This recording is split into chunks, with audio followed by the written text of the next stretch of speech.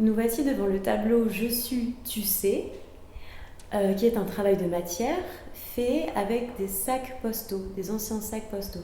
C'est bien ça? Absolument. Ce sont des sacs postaux usagés et qui ont été raccommodés, ravaudés la nuit par des cheminots et qui ont eu la gentillesse de m'en faire cadeau. Et on imagine ce que ces sacs postaux ont pu véhiculer, ont pu contenir de lettres d'amour, peut-être de factures aussi, ou de réclamations, ou de tragédies, ou de poèmes, et, parce qu'il n'y avait pas Internet à l'époque. Et c'était la seule façon, évidemment, d'échanger de la correspondance.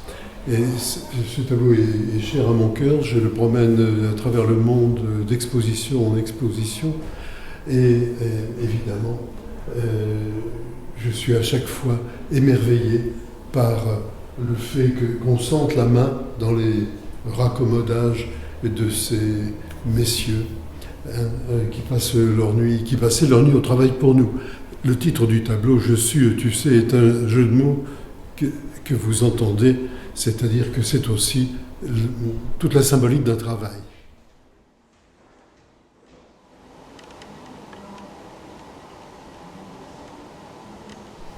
Nous nous trouvons devant un tableau intitulé Tableau trompé.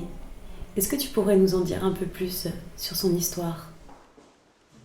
C'est une toile qui est à base de toile de jute et de goudron, de toile de jute marouflée, goudron et poudre de bronze, associée d'ailleurs à une essence de pliure d'orange comme sécatif.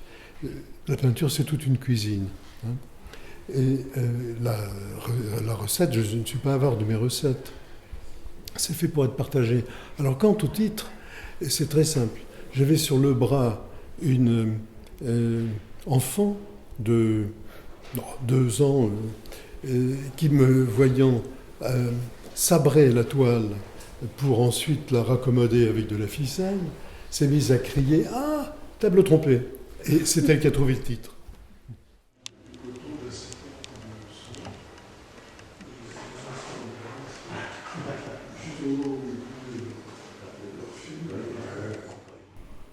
Nous nous trouvons devant un tableau intitulé Incomplétude.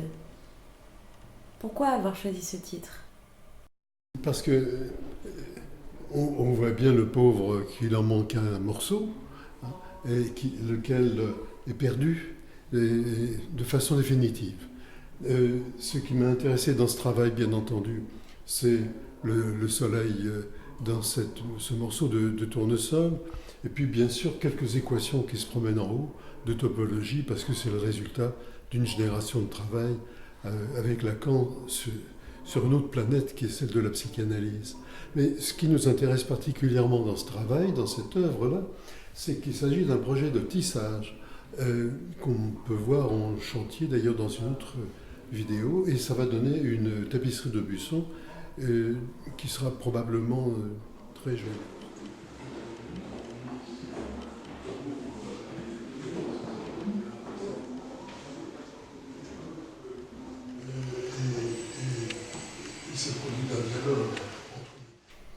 Nous terminons notre balade dans le musée du Château de Tours sur une tapisserie intitulée Bonjour les hirondelles. Est-ce que tu peux nous en dire plus? Volontiers. Elle ne s'est pas toujours appelée comme ça. À l'origine, elle s'appelait Fiat Lux.